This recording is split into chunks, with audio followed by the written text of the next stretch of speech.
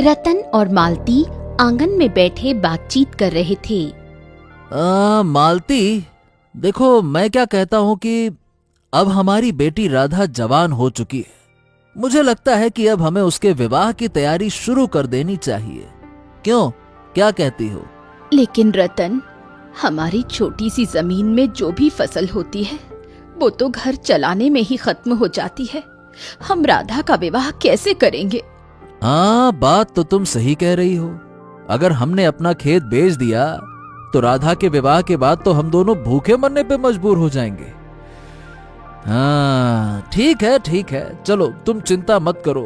मैं अपने खेत में कड़ी मेहनत करूंगा और इस बार दुगनी फसल उगाने की कोशिश करूंगा, तभी कुछ हमारा कल्याण होगा।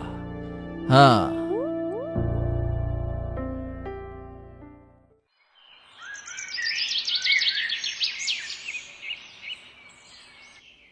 अगले दिन रतन अपने खेत में दुगनी मेहनत कर रहा था। उसे इस तरह काम करते हुए देखकर गांव का मुखिया वहां आ पहुंचा। अरे रतन, क्या बात है भाई, क्या बात है? तुम तो पहले भी मेहनत करते थे, लेकिन इस बार तो कुछ ज्यादा ही कड़ी मेहनत कर रहे हो। क्यों, क्या बात है? अरे मुखिया जी, मुझे अपनी बेटी राधा का विवाह जो करना है। ओ बहुत बढ़िया, बहुत बढ़िया। देखना तुम्हारी मेहनत रंग लाएगी रतन। हाँ।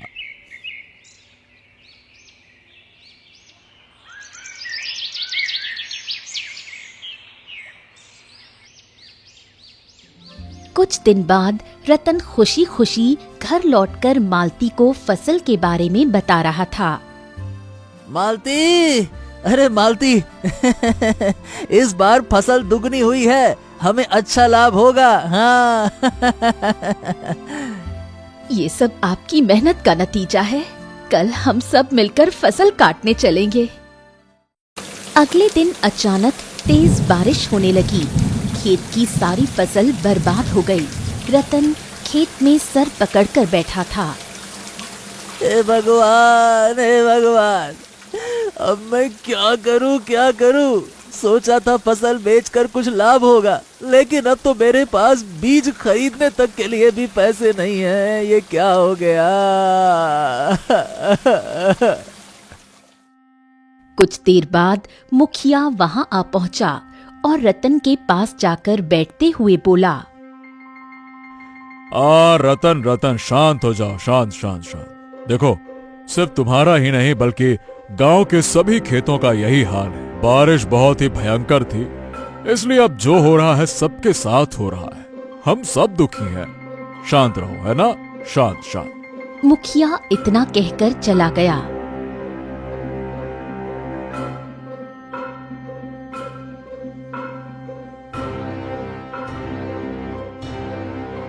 अब क्या होगा रतन? मुझे किसी से उधार मांगना पड़ेगा ताकि खर्च चल सके और मैं राज्य जाकर कुछ बीज खरीद सकूं। और क्या करेंगे? लेकिन हमें उधार कौन देगा? गांव में तो केवल एक ही व्यक्ति है जो उधार दे सकता है, और वो है यहाँ का जमींदार।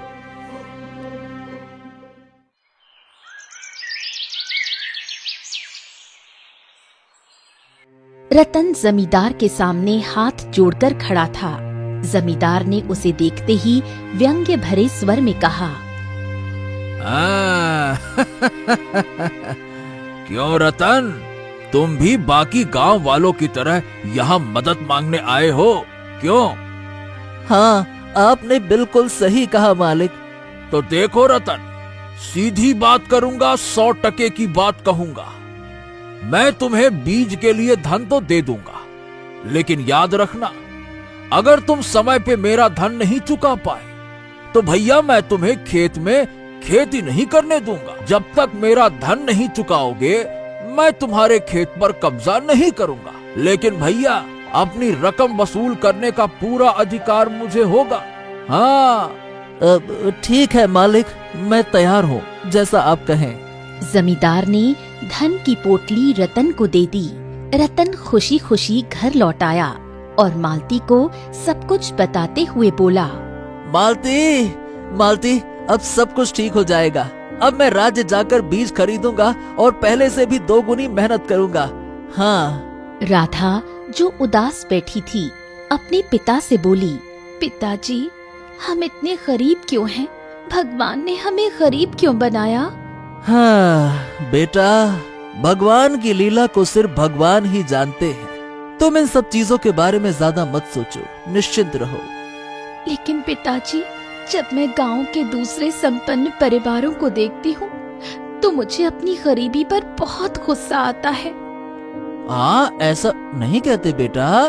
देखो बेटा, मैं बिल्कुल तुम्हारी हालत समझ सकता हूँ और सच कहूँ तो कभी कभी मैं भी यही सोचता हूँ, पर क्या करें। खैर, मुझे विश्वास है कि एक दिन हमारे दिन जरूर बदलेंगे और उसी विश्वास के सहारे मैं आगे बढ़ रहा हूँ, है ना? निश्चित रहो बेटी, निश्चित रहो।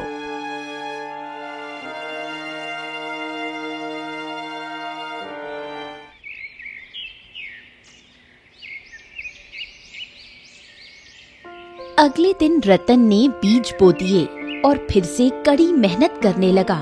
ऐसे ही कई महीने बीत गए और फसल लहलहाने लगी। लेकिन जब कटाई का दिन आया तो रतन की उम्मीदें बिखर गईं। पूरी फसल में कीड़े लग चुके थे। मालती, मालती, मालती, अरे मेरी तो किस्मत ही फूटी हुई है। इतनी मेहनत की, इतना सब कुछ किया, सारी की सारी फसल खराब हो गई। क्या करे, अब क्या करे? अब क्या होगा रतन? घर में अनाज भी नहीं बचा है। पिताजी, अगर ऐसे ही रहा तो जमींदार अब आपको खेत में काम भी नहीं करने देगा। रतन गहरी चिंता में डूब गया। उसकी आंखों में निराशा साफ झलक रही थी। तभी जमींदार खेत में आ पहुंचा। उसके चेहरे पर कठोरता साफ झलक रही थी। हे रतन, 2 दिन बाद मेरी रकम लौटानी ही है। मैं अभी से तुम्हें चेतावनी देने आया हूँ। हाँ, याद रखना, 2 दिन। जमींदार जी, देखिए मेरी फसल में कीड़े लग गए। सारी फसल बर्बाद हो गई। कहाँ से चुकाऊंगा? मेरी मुसीबत भी समझिए। ए भैया, दूर दूर दूर। तुम्हारी मुसीबत से मुझे कोई मतलब नहीं है। सिर्फ तुम्हारे ही खेत में नहीं, गांव के ज्यादातर किसानों के खेत में कीड़े लगे हैं। तो मैं क्या करूं? सीधी बात, 100% की बात। वादे के मुताबिक अगर तुम मेरा धन नहीं चुका पाए तो भैया मैं तुम्हारे खेत में तुम्हें खेती नहीं करने दूंगा, बस। जमींदार जी, ये तो अन्याय है, अन्याय। अन्याय नहीं, ये मेरी जुबान है। अब तुम जानो, तुम्हारा काम जाने। सुना है जंगल में एक रहस्यमयी तालाब है। कहते हैं कि वो हर मनुष्य की इच्छा पूरी करता है। अब जाकर उसी से सहायता मांग ले। हो सकता है वो तेरी सुन ले। रतन आंखों में आंसू लिए चुपचाप घर आ गया।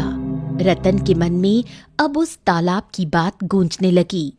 मैं उस रहस्यमयी तालाब के पास जरूर जाऊंगा। वो तालाब? तुमने सुना नहीं? उसके बारे में कितनी खतरनाक बातें मशहूर हैं। जमींदार तो पागल हो गया है जो तुम्हें ऐसी सलाह देकर गया।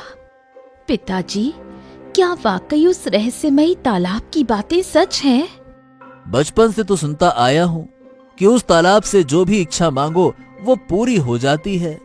पिताजी, क्या वाकई उस रहस्यमयी तालाब के बारे में जो अफवाहें मशहूर हैं वो सच हैं? बचपन से सुनता तो आया हूँ मैं मालती, कि उस तालाब से अगर कोई इच्छा मांगता है तो उसकी इच्छा पूरी हो तो जाती है। लेकिन क्या? लेकिन इच्छा मांगने वाले का मन वैसा नहीं रह जाता। कहते हैं कि उसकी आत्मा शापित हो जाती है। हमें इससे क्या लेना देना? हमें तुरंत अमीर बनना है, इतना धनवान कि जमींदार भी हमारे आगे चींटी लगे। रतन चुपचाप गहरी सोच में डूब गया।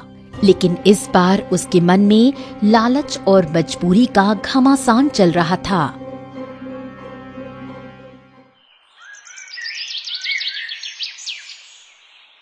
रतन ने सुबह होते ही जंगल की ओर कदम बढ़ा दिए।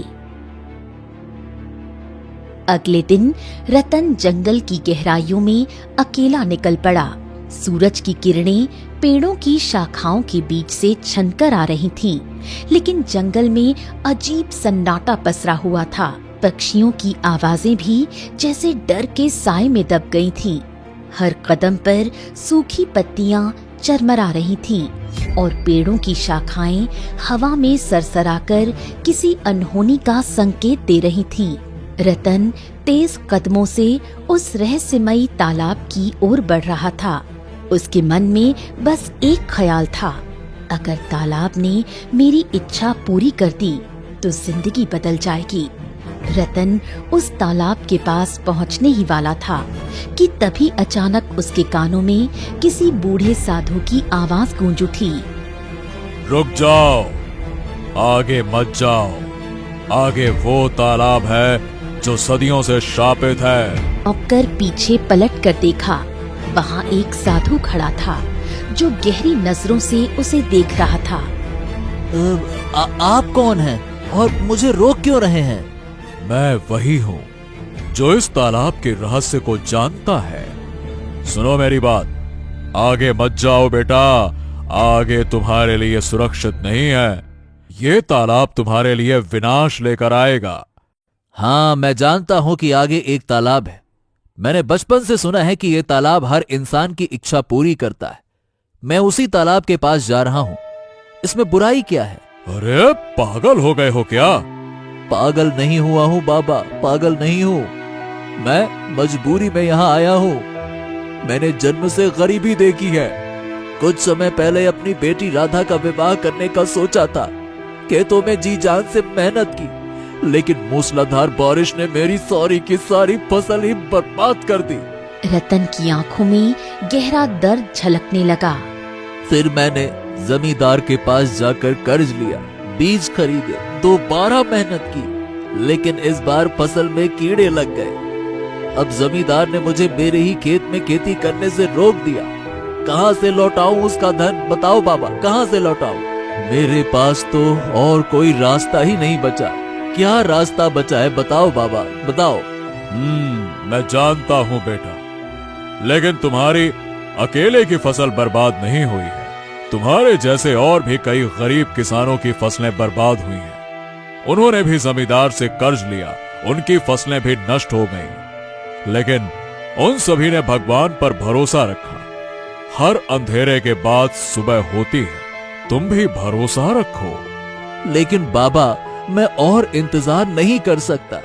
अगर ये तालाब सच में मेरी इच्छा पूरी कर सकता है तो मैं वहां जरूर जाऊंगा। हाँ, वो तालाब बुराई का प्रतीक है। अगर तुम वहां जाओगे और इच्छा मांगोगे तो याद रखना, तुम्हारी इच्छा तो पूरी हो जाएगी, लेकिन क्या बाबा? लेकिन तुम्हारा और तुम्हारे परिवार का मन शापित हो जाएगा। लालच से भरा मन इंसान को जीवन भर पछतावे में डुबो देता है। हाँ, मैं तो समझता था कि ये सब सिर्फ दंत कथाएं हैं, लेकिन आपकी बातों ने सिद्ध कर दिया कि ये सच है। अब तो मैं जरूर जाऊंगा बाबा और अपनी इच्छा मांगूंगा। ये तुम्हारी मर्जी है, लेकिन याद रखना, अंत में तुम्हारे हिस्से में सिर्फ और सिर्फ पछतावा आएगा। पछतावा। साधु ये कहकर वहां से चला गया। रतन अब रहस्यमयी तालाब के किनारे पहुंच चुका था। तालाब का पानी सुनहरे रंगों में चमक रहा था। ये क्या? हे भगवान, इस तालाब से तो सोने की चमक उठ रही है।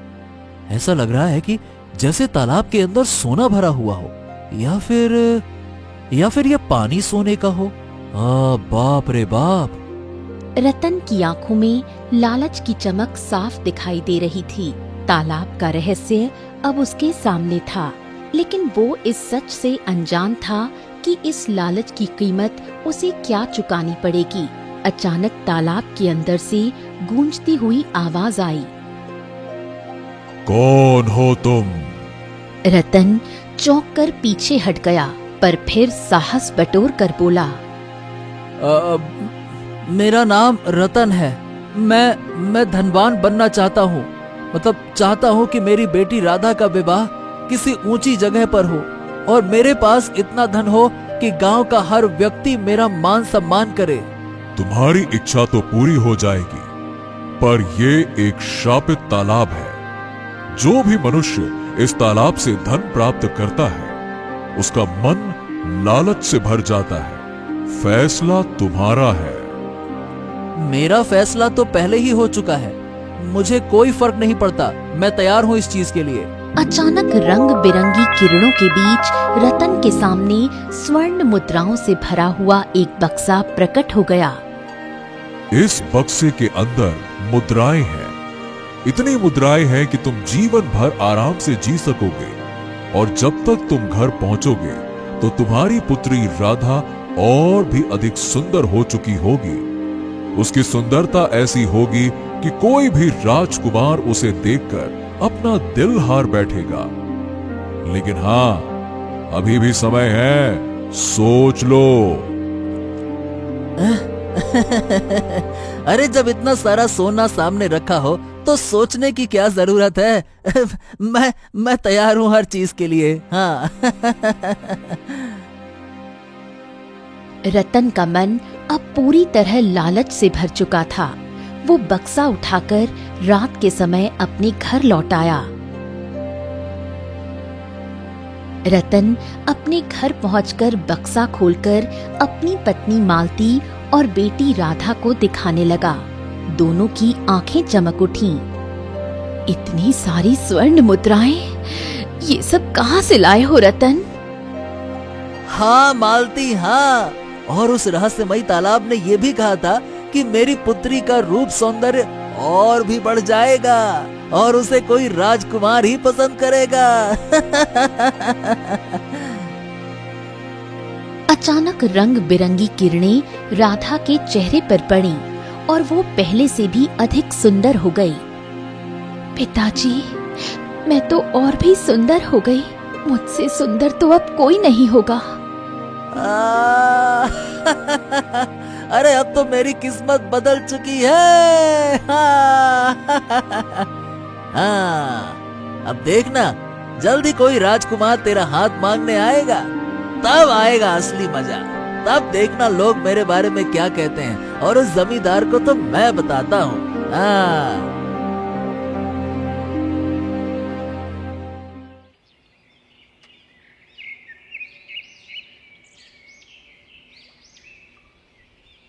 रतन की झोपड़ी अब एक आलीशान महल में बदल चुकी है।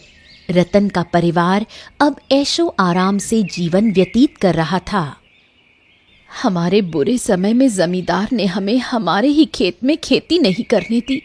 अब जाओ और अपना खेत छुड़ा कर लाओ। अब हमें उस छोटे से खेत की क्या जरूरत है? मैं जानती हूँ, लेकिन जमींदार को दिखाना चाहिए कि अब तुम जो चाहो वो खरीद सकते हो। उसे एहसास दिलाओ कि अब तुम्हारी हैसियत उससे कहीं ऊपर है। ठीक है, कल जाकर उसे सबक सिखाऊंगा। रतन जमींदार की हवेली में पहुंच गया। वो कुछ स्वर्ण मुद्राएं जमींदार के सामने फेंकता हुआ बोला, ये लो जमींदार, और मेरी बात कान खोल के सुनो। आज मैं कहूंगा 100% की बात और सीधी बात तुम्हारे अंदाज में। सुनो, अब से मेरे खेत से अपने आदमियों को हटा लो। अब वो खेत फिर से मेरा है, समझ गए? अरे अरे अरे अरे, जब से तुम धनवान हुए हो अपने आप को क्या समझने लगे हो? मैं जानता हूँ कि तुम जमींदार हो, लेकिन आज तुम्हारी हैसियत मेरे सामने चींटी के बराबर भी नहीं है। सोच समझ के बात करना। ए भैया, ए, तुम्हारे पास एक बड़ा महल जैसा घर है और स्वर्ण मुद्राएं हैं। इसका मतलब ये नहीं है कि तुम कुछ भी करोगे, कुछ भी कहोगे। ए भैया, तुम्हारे पास बड़ा महल है, स्वर्ण मुद्राएं हैं, लेकिन मेरे पास पूरे गांव की जमीन है। तुम्हारा घमंड ज्यादा दिन टिकेगा नहीं, बता रहा हूँ मैं। अगर ऐसा है तो कुछ दिन धैर्य रखो। मैं जल्द ही पूरे गांव की जमीन अपने नाम करवा लूंगा, समझ गए? इतना कहकर रतन वहां से चला गया। जमींदार के चेहरे पर क्रोध और असंतोष का भाव स्पष्ट झलकने लगा।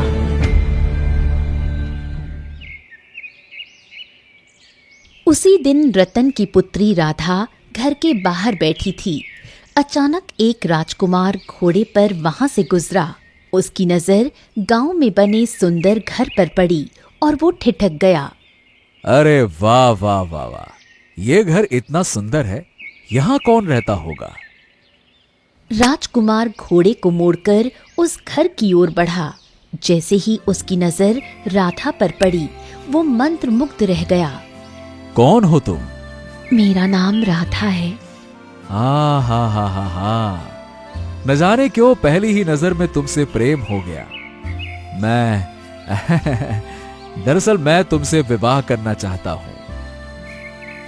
तभी रतन और उसकी पत्नी मालती वहां आ पहुंचे। राजकुमार, आप यहाँ? मुझे आपकी पुत्री से प्रेम हो गया है। ये तो मेरे लिए बड़ी सौभाग्य की बात है राजकुमार, वाकई में। मैं फिर से आऊंगा अगर आप लोग इजाजत दें तो। अरे इसमें आपत्ति कैसी हो सकती है राजकुमार, जब आपका मन करे तब आइए, आपका ही घर है ये। उस दिन के बाद राजकुमार बार बार रतन के घर आने लगा। गांव में चर्चा होने लगी कि राज्य का राजकुमार रतन के घर आता है, जिससे रतन का गांव में दबदबा बढ़ने लगा। रतन, उसकी पत्नी मालती और पुत्री राधा अहंकार में डूब गए।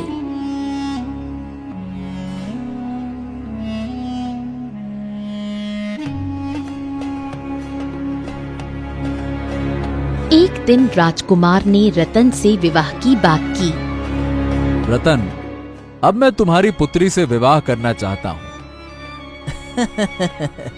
मैं बिल्कुल तैयार हूँ राजकुमार, लेकिन मेरी एक शर्त है। शर्त? कैसी शर्त? मैं चाहता हूँ कि गांव की सारी जमीन मेरे नाम हो जाए और गांव के लोग मेरी गुलामी करें, तभी मेरा और आपका बराबरी का संबंध होगा। राजकुमार ये सुनकर खुश हो गया और गांव में ऐलान करवा दिया। अरे भैया, रतन तो अब गांव का जमींदार बन गया। हम सब तो अब उसके अधीन हैं। पता नहीं क्या करेगा। हाँ भाई, पता नहीं क्या करेगा। अब देखो क्या कह सकते हैं। कुछ दिनों बाद राजकुमार और राधा का विवाह संपन्न हो गया।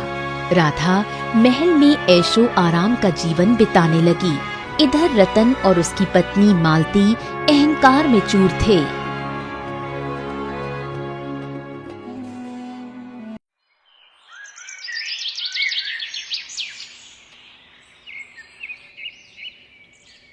एक दिन राजकुमार राधा को सैर कराने के लिए जंगल ले गया।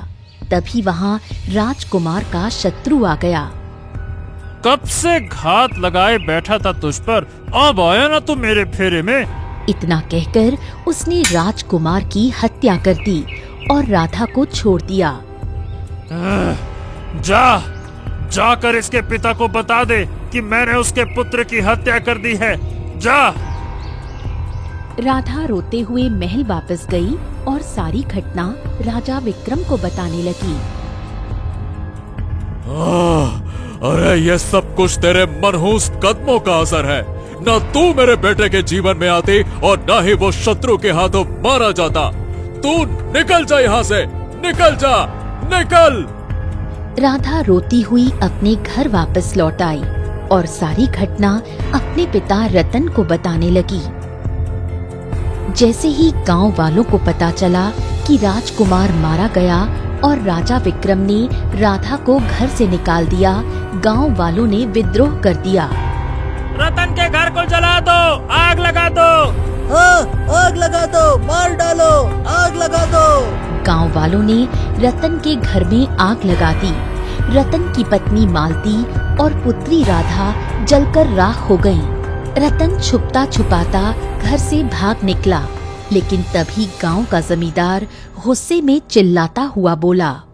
अरे रतन को पकड़ो, पकड़ो पकड़ो। गांव वाले रतन को पकड़ने के लिए उसके पीछे दौड़े।